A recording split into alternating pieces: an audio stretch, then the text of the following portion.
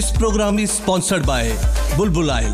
जेके update के खास मुलाकात कार्यक्रम में आपका एक बार फिर से स्वागत है। दोस्तों, आज मेरी वेशभूषा देखकर आपको लग नहीं रहा मैं आज कुछ अलग सी सजावट के साथ आया हूँ। दोस्तों, आज इसका कारण बहुत बड़ा है। आज हमारे साथ उस्तादों के उस्ताद और हमारे लेजेंडरी सिंगर श्री जीवन शर्मा जी आज हमारे बीच मौजूद है। हाथ जाते हुए वो मुझसे मिला कर न गया, हाथ जाते हुए वो मुझसे मिला कर न गया। मैंने चाहा जिसे गले से लगा कर जब रोना चरागों को बुझा कर रोना अपने जीवन जी, जेके अपडेट के इस खास मुलाकात कार्यक्रम में आने के लिए आपका बहुत बहुत स्वागत है। आपका भी बहुत बहुत शुक्रिया मुझे बुलाने के लिए। जीवन सर, मुझे लगता है आपको 50 साल हो गए हैं इस बिल्कुल इस फील्ड में 50 साल हो गए भाई। तो 50 साल में उस दौर में मुझे लगता नहीं है कि इतना आसानी से घर वाले एलो कर देते थे कि आप इस फील्ड में चले जाएं। ओ ना, कभी नहीं। सुनना चाहते हैं ना कोई किस्सा? नहीं, मैं वही चाहता हूं कि उसकी कुछ खट्टी मीठी यादें जरूर होंगी। जी, पक्की होगी। तो मैं चाहता हूं कुछ उस बारे में आज शुरुआत की जाए। ओके, मैं शुरू करता हूं उस बात से कि सबसे पहले दीवान मंदिर का नाम आपने सुना है? बिल्कुल सुना सर। मैं जब बच्चा था, कोई 6 साल का, बस यही उम्र होगी, तो वहाँ जब सीन बनता है ना, पीछे पर्दे के पीछे दूसरा सीन तैयार होता है, तो मुझे भेजा जाता था गाने के लिए। अच्छा। तो मैं गाने के लिए जाता था। तब यहाँ होते थे लेडी शो अलग और जेंट शो अलग। तब दौर ही वही था। दौर था और रश तो बात मैंने देखा है, वो मंजर देखा है। और रश होता था बड़ा ज़बरदस्त। और मैं छोटा बच्चा निक्कर पहन के जाता था और गाता पता क्या था? मेहंदी हसन साहब की गज़लें।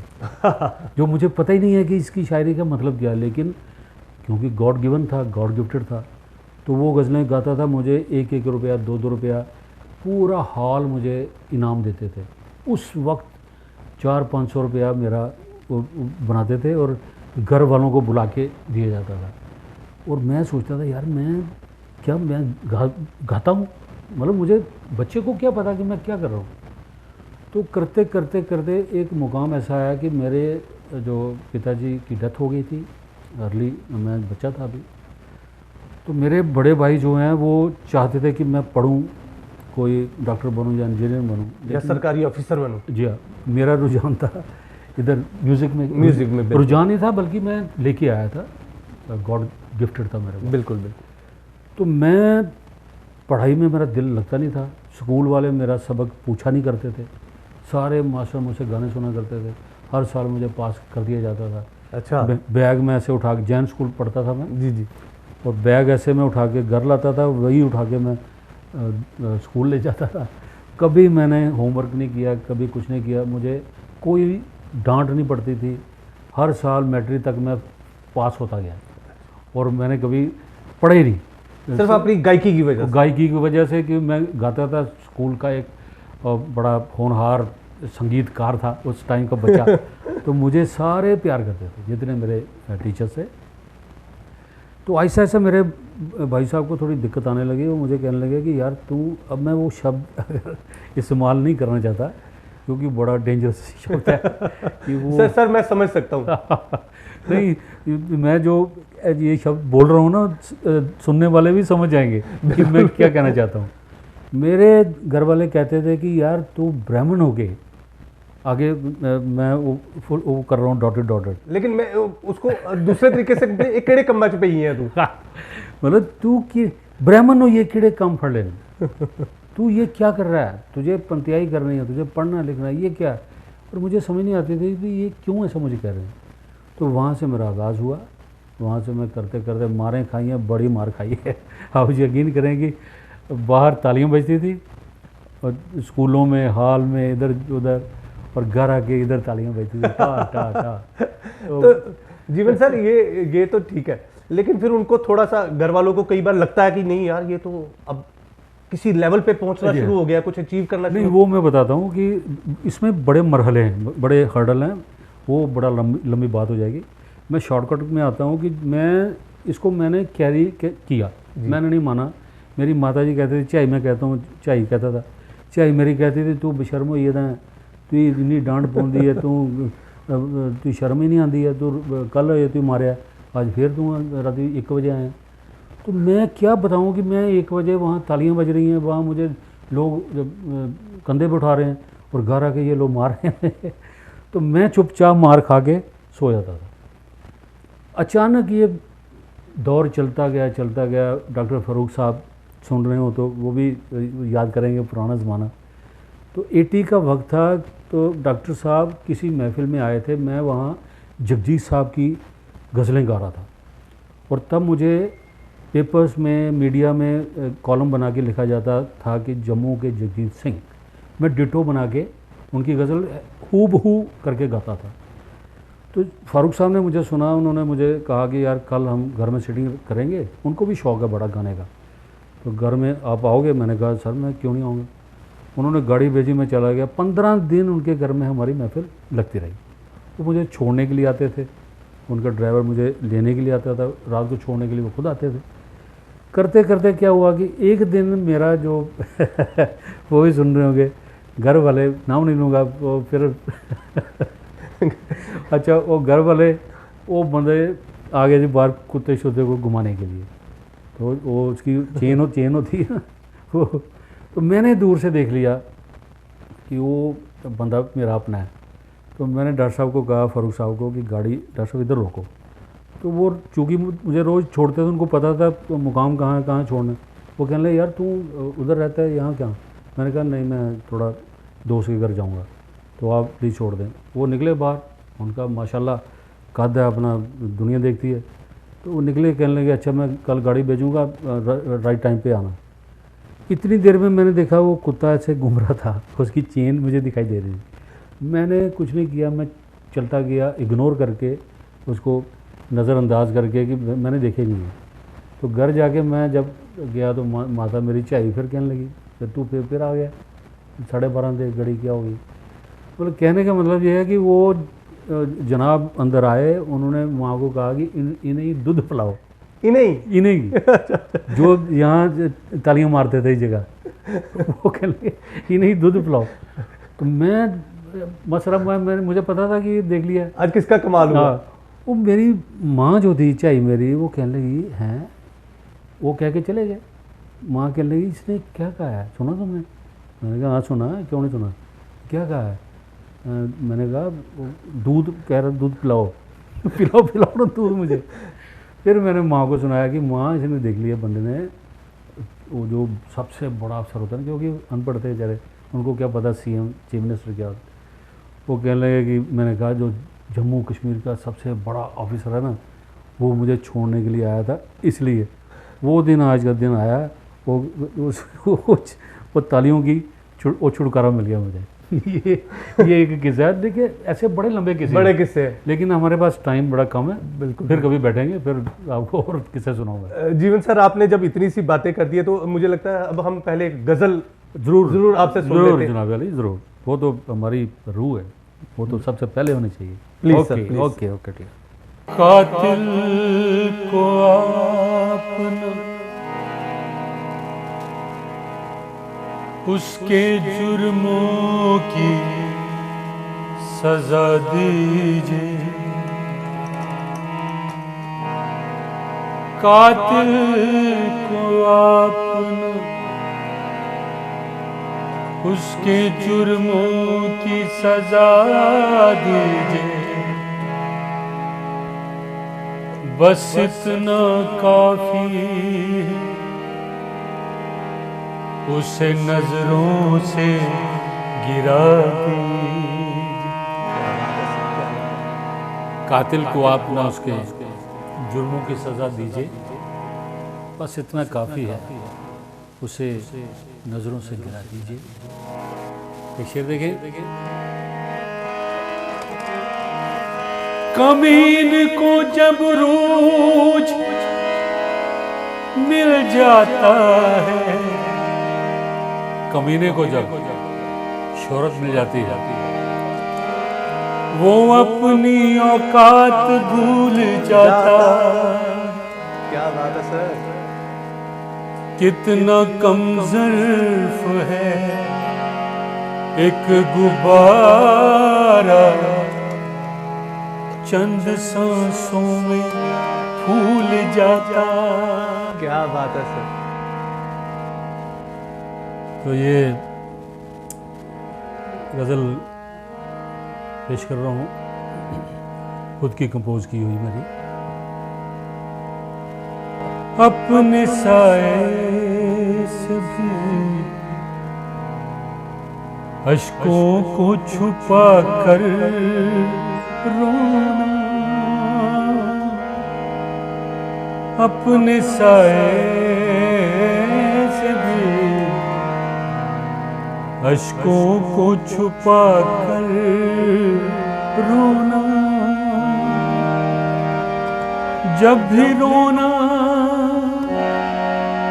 चरागों को बुझा कर रोना। क्या बात है सर, क्या बात है। अपने साए से भी अश्कों को छुपा कर रोना। जब भी रोना चरागों को बुझा कर रोना,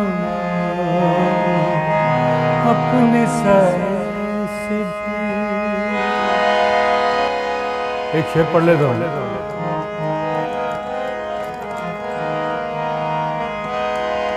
हाथ जाते हुए वो मुझसे मिला कर न गया।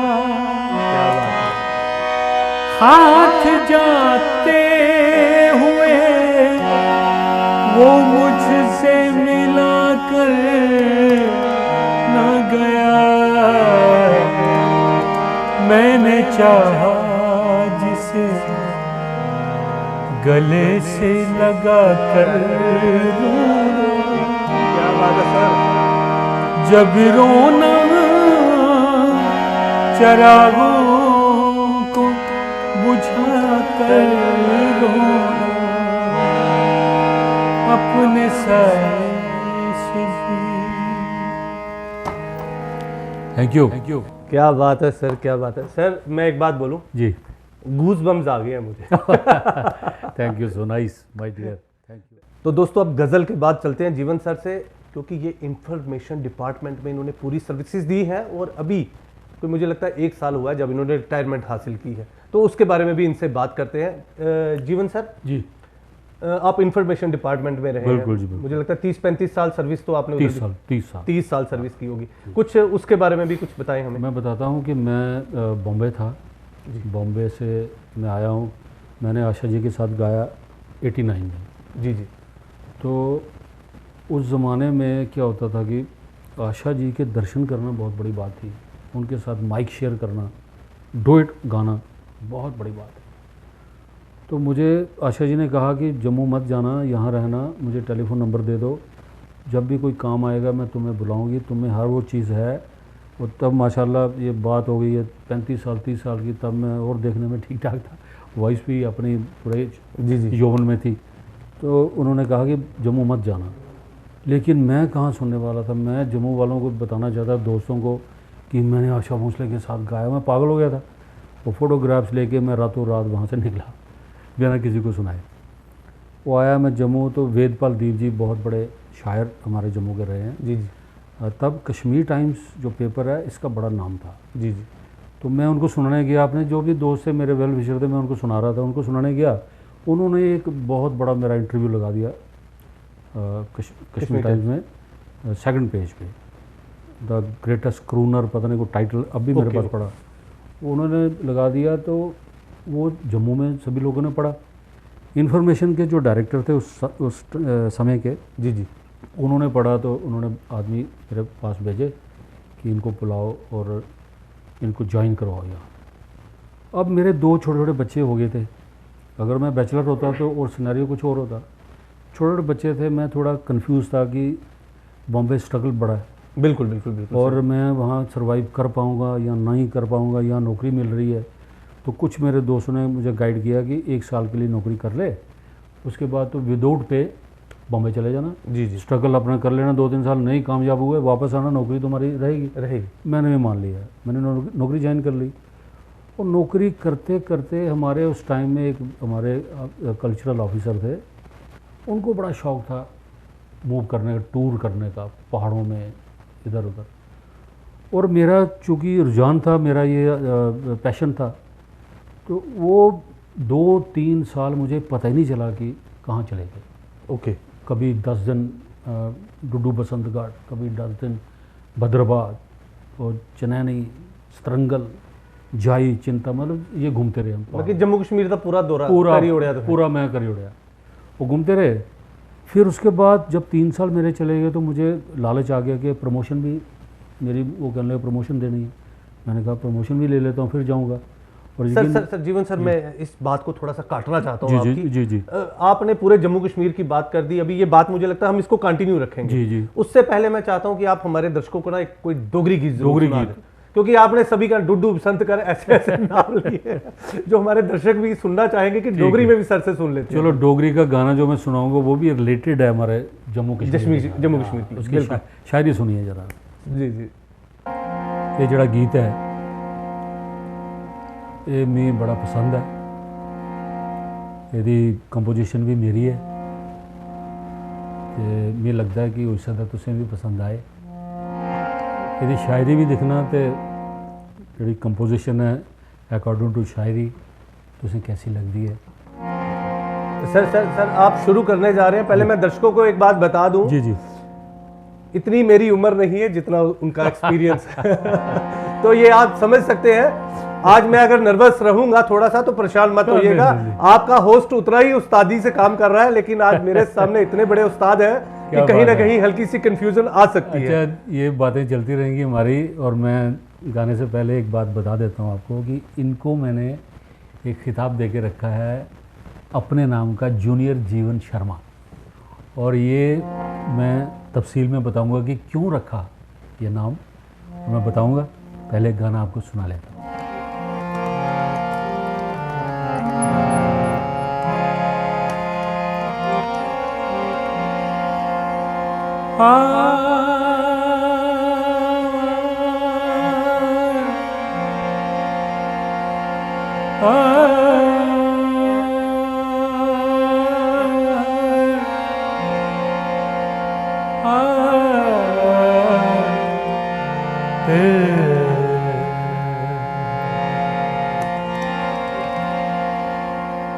जम्मू दिया तारा मेरा मन परमाई लिया, जम्मू दिया तारा मेरा मन परमाई लिया, 2 रोज रौन आई अपना बनाई लिया। क्या बात है सर। जम्मू दिया तारा मेरा, सुनो, डुगर दे लोग बड़े सीधे छैल छैल, डुगर दे लोग बड़े सीधे छैल छैल, मन विंदे उजलते दना बिन मैं, 2 गल्लां कीतियां, 2 गल्लां कीतियां ते अपना बनाई लिया, 2 रोज रौन आई अपना बनाई लिया। जम्मू दिया तारा मेरा मन बरमाई लिया, दो रोज रौन आई अपना बना लिया। क्या बात है सर। सर मैंने आपके साथ बहुत से मैं शोज में हिस्सेदार रहा हूँ जी तो मैं उन दिनों में भी जब बैठ जाता था जी। तो 2-3 घंटे ना वहीं बैठ के ऐसे मस्त रहता था। तो मेरा ये कहने का अभिप्राय ये है जी जी कि हमारे दर्शक बेचारे 2-2 लाइनों में आज उनको अपनी सेटिस्फाई होना पड़ेगा जी। कि यार ये 2 लाइनें हमें सुना रहे हैं हमारे होस्ट और काम खत्म कर रहे हैं। दोस्तों बड़ी तफसील में बैठना पड़ेगा अगर इनको पूरी तरह से आपने जानना है और पूरी तरह से सुनना है। और वैसे भी Shashi ji, I am sorry to interrupt, वैसे भी हम जब तक कोई आधा घंटा गा ना लें तो हमारा गला ही गर्म नहीं होता, क्योंकि 3-4 घंटे गाने वाले बंदे उनको ये 5-10 मिनट वो रास नहीं आते। हमें भी पूरी रात चाहिए 5 घंटे, फिर आदमी का गला जब गर्म होता है, रूह जब निखर के आती है, फिर परफॉर्मेंस का मज़ा भी आता है। दोस्तों ये सुन लो, अभी थोड़ी सी उनकी अदायगी में मेरे हालत खराब हो गई है। अभी 3-4 घंटे सुनने के बाद कह रहे हैं कि मैं मूड में आऊंगा, तो आप ये समझ सकते हैं ये फिर किस बुलंदी तक जाते हैं। क्या बात है, क्या बात। थैंक यू जीवन सर, थैंक यू जीवन सर, थैंक यू शशि जी। जीवन सर जी, मैं भूला नहीं हूँ कि आप हमें सुना रहे थे, वो 3 साल मेरे निकल गए। जी, तो उसके बाद की पूरी स्टोरी मैं तो सुनना चाहता हूँ और मुझे दर्शक लग रहा है ये भी सुनना चाहते हैं। एक्चुअली टाइम की ज़रा कंजूसी है ना, इसलिए मैं भी थोड़ा शॉर्टकट में आ रहा हूँ। अलबत्ता मैं पूरी रात सुनाता रहूँगा, इतने किस्से हैं भाई। नहीं सर, वो किस्से नहीं है जी जी, ये आपका एक्सपीरियंस, तो ये जो आपने पूरी उम्र जो दे दी है इस फील्ड में, ये उसकी बातें हैं। मैं जो फॉरेन गया हूँ उसके किस्से, कोई इधर दिल्ली के कंपटीशन के, मैं आपको बता देता हूँ कि मैं J&K, नॉर्थ इंडिया और ऑल इंडिया तीनों फर्स्ट प्राइज विनर हूँ। Oh my God. एक J&K आर्ट कल्चरल लैंग्वेजेस वो करवाते हैं हर साल, एमेच्योर ग्रुप का, वो मैं फर्स्ट प्राइज विनर हूँ 1981 का। और फिर नॉर्थ इंडिया इंटर यूनिवर्सिटी, ये धर्मशाला में हुआ था, वहाँ का मैं फर्स्ट प्राइज विनर हूँ 1983 का। फिर मैं गया था all India through PNT, post and telegraph, वहाँ भी मैं हैदराबाद में फर्स्ट प्राइज जीता था। सर इसमें कोई बड़ी बात नहीं है, जितनी आपकी आवाज़ बुलंद है उस हिसाब से ये प्राइज भी कहीं फीके रह सकते हैं आपके सामने। ऐसी बात नहीं, जो एजाज़ होते हैं वो एजाज़ होते हैं, लेकिन ये है कि मुझे कभी कभी मैं लेट के सोचता हूँ कि शुक्र है ईश्वर का कि मैंने ये मंज़र देखे हैं, दौर देखे हैं, फ़ॉरेन के, इधर के, दिल्ली में रहा हूँ ताज पैलेस होटल में, मोरिया शर्टन में एज ए सिंगर, और वहाँ मेरी जो लोग, मैं क्या बताऊँ आपको, जो मेरे इतने दोस्त बन गए थे। उस टाइम में जगजीत साहब का बड़ा नाम था जी 80 में, और मैं डिट्टो बना के जब गाता था लोग उठते ही नहीं थे। मेरे नाम की पार्टी चलती थी 5 स्टार होटल में हर हफ्ते, भाई जितना भी ये हमने कमाया है बिकॉज ऑफ जीवन शर्मा, इतना मेरा नाम था उस वक्त भाई। सर आपकी बातों से एक बात मुझे ये अच्छी लग रही है कि आप जम्मू के ही हैं जी, लेकिन आप सेटिस्फाई हैं पूरी तरह से। मैं सेटिस्फाइड, पता क्या, एक जो दिल का रूह का आर्टिस्ट होता है ना, जी, वो आप देख लो जितने पुराने बंदे, उस गरीबी में उन्होंने अपने दिन काटे, लेकिन वो बादशाह की तरह रहते थे। उनका बातचीत करने का रहन सहन उनका बादशाह की तरह होता था, क्योंकि हम फ़कीर हैं ना, बेसिकली भगवान के भेजे दूत है। जी। तो जो भगवान ईश्वर का दूत है तो वो फॉर्मल तो हो नहीं सकता, वो आर्टिफिशियल तो हो नहीं सकता। तो सर आप बल्कि जितनी भी आपने 30 साल नौकरी की है, जी आप उससे भी पूरी तरह से सेटिस्फाइड, क्योंकि मुझे कई लोग कहते थे जीवन जी आपको ये प्रमोशन मिलनी चाहिए थी, वो प्रमोशन मिलनी चाहिए थी। एज एन ऑफिसर मैं रिटायर हुआ, लेकिन मैंने कभी गिला नहीं किया अपने डिपार्टमेंट से। मैंने कहा कि जो डिपार्टमेंट देगा सर माथे पे, मैंने अपना काम डेडिकेशन से किया। लास्ट मोमेंट तक जब मैं रिटायर होने वाला था तब तक मैं परफॉर्म करता था स्टेज पर, मुझे बड़ी तसल्ली है। सर लेकिन जो आज आप परफॉर्म कर रहे हैं, ये लग रहा है कि मुझे लगता है इन्फॉर्मेशन वाले आपको वापस ना बुला लें। यार ये रिटायरमेंट जल्दी दे दी, अभी 2-4 साल इनको हम रोक सकते थे। वो बड़े लोग कहते हैं, लेकिन हर चीज़ का एक टाइम आता है, वो एक रूटीन वर्क है और ऐसा होता है, और हमें वो मानना पड़ता है कि ऐसे, मतलब ये सच्चाई है। बिल्कुल बिल्कुल। जीवन सर आपने आशा भोसले जी के साथ भी गाया, जी, तो आपकी उनकी जो यादें हैं जी, वो जी। आपने मुझे थोड़ा सा हम लोगों जी को जी बताया, जी जी जी तो और फिर आप उसके बाद कंटिन्यू क्यों नहीं कर पाए बॉलीवुड में? मैं शेयर करता हूँ। तो क्या हुआ कि मैं जैसे आपको सुनाया कि मैं आ गया जम्मू आके मेरा इंटरव्यू लग गया, मैं सर्विस में चला गया। फिर मैं कोई 10-15 साल बॉम्बे जा ही नहीं सका, प्रमोशन के लालच में बैठा रहा, ये करता रहा वो करता रहा। लेकिन आपको एक चीज़ बताऊं कि मैं एक चैनल देख रहा था रात को कोई 12-12:30, तो मेरी मिसेस मेरे साथ बैठे हुए थे, ऐसे बातें कर रहे थे। कुमार शानू का इंटरव्यू आया। ओके।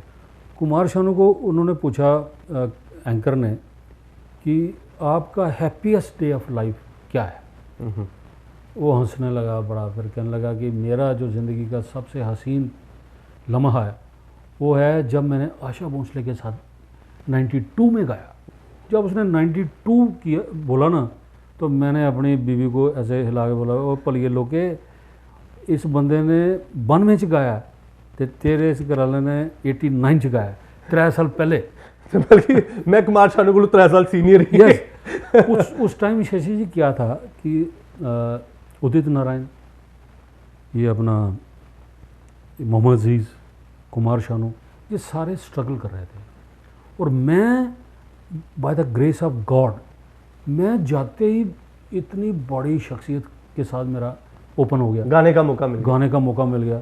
जब प्रोड्यूसर और शंकर भान उसके प्रोड्यूसर थे, जब वहाँ से हम आए हैं वापस, तो वो प्रोड्यूसर कहने लगे, यार मेरा एक दोस्त है प्रोड्यूसर है, उसके ऑफिस से निकलते चलते हैं तो उसको सुनाते हैं ये रिकॉर्डिंग। इसमें शिव कुमार शर्मा जी ने संतूर बजाया था हमारी रिकॉर्डिंग में। हम गए, उसके सुरेश वाडेकर ने गाया था, आशा जी ने गाया था।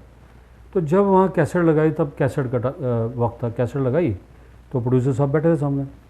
तो पहला गाना मेरा आया, पहला गाना सुरेश वाडेकर का आया, वो सोलो उन्होंने गाया था, मैंने 2 डुएट गाए थे। जब आया तो उसने कहा कि क्या बात है यार, बहुत सुरेश ने बहुत अच्छा गाया। फिर मेरे 2 गाने जब आए, वो प्रोड्यूसर साहब कह रहे हैं, यार सुरेश बड़ा यंग वॉइस, उसकी वॉइस ही चेंज हो गई है, बड़ा तगड़ा गा रहा है यार। वो मेरा प्रोड्यूसर कहने लगा, यार सुरेश वाडकर का पहला गाना था, ये बंदा बैठा हुआ है, इसमें गाएँ तो। वो कहता है, उसने शशि जी दराज से 100 रुपया निकाला, तब 100 रुपया पड़ा, बहुत बहुत कीमत। 100 रुपया उसने निकाला। उसने मुझे कहा, भाई साहब ये साइनिंग अमाउंट और मेरी फिल्म में आप गा रहे हो। मैं हैरान हो गया। तब फ्लैट की कीमत पता कितनी थी? अमिताभ बच्चन के बिल्कुल बगल में फ्लैट था आकाशदीप बिल्डिंग में, 2,65,000 का। तो मेरा प्रोड्यूसर कहना है, जीवन मैं तेरे लिए फ्लैट बुक करवा देता हूँ, तू पैसे कमाएगा अभी तो मुझे, मैं तेरे से पैसे लेता रहूँगा, फ्लैट बुक करा दूँ। और मेरे मुकद्दर में जम्मू ही था। तो मैं वो आया हूँ नौकरी ज्वाइन करने, नौकरी की है, वापस की है। जीवन सर, मैं एक बात बोलूं, जी। आप कह रहे हैं कि मेरे नसीब में जम्मू था, लेकिन फिर भी आप खुश हैं। मैं खुश हूँ। तो मैं एक बात कहूं, आपको देखकर आज मुझ में भी इतना जोश आ गया है कि इंसान को खुश रहने में ही मजा है। मुझे देखकर आपको लग रहा है कि मैं कहीं से भी सर यही मजा है जिंदगी का। सर बॉलीवुड की बातें हो रही हैं जी महाराज, और आपने पुराने सिंगर्स का भी नाम हाय लिया, हाय। तो एक कोई बॉलीवुड का गीत हो जाए आपकी मैं तरफ दीवाना हूँ जी रफ़ी साहब का। जी। और रफ़ी साहब का 1-2 गीत आपको छोटे में 2-3 लाइनें सुना देता हूँ, नो प्रॉब्लम। हमारे जो स्पॉट बॉयज हैं, प्लीज हारमोनियम लेके आए इधर। जैसे कि आपकी फरमाइश है कि एक फिल्मी गीत मेरा जो पसंदीदा है। सर फरमाइश कोई नहीं है आज, अच्छा ये रिक्वेस्ट है आपसे सिर्फ हमारी माय डियर, आपकी हर बात मुझे, जैसे मैंने कहा कि मंजूर है। अच्छा, ये मुझे गाना बड़ा पसंद है। मिले न फूल तो कांटों से दोस्ती कर ली। सर कांटों का तो पता नहीं, हमने आपकी गायकी से दोस्ती कर ली है आज।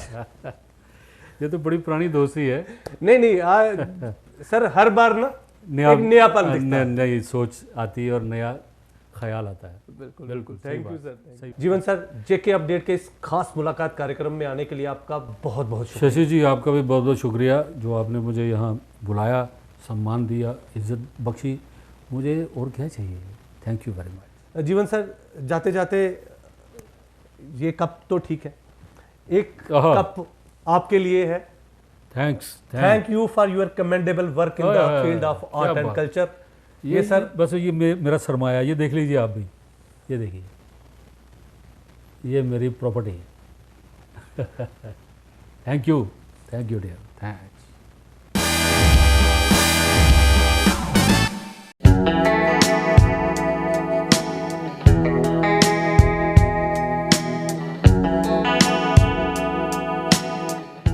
बुलबुल कच्ची घानी, शुद्ध सरसों का तेल, व्यंजनों को बनाए स्वादिष्ट, औषधीय गुणों से भरपूर, बेहद स्वास्थ्यवर्धक, उच्च गुणवत्ता से तैयार बुलबुल कच्ची घानी मस्टर्ड ऑयल। बुलबुल ऑयल अब 10 रुपए के छोटू पैक में भी।